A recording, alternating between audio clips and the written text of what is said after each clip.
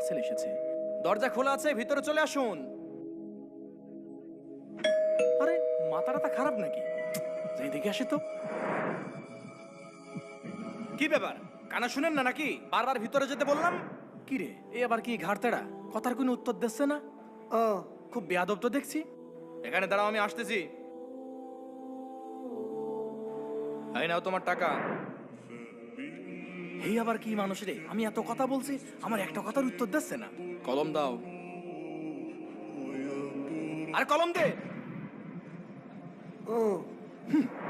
এমন একটা রিভিউ লিখে দেবো ওর চাকরিটাই আর থাকবে না। Not good. আইনে ধর। তোর মতো মানুষের কিভাবে সোজা করতে হয় আমার জানা আছে।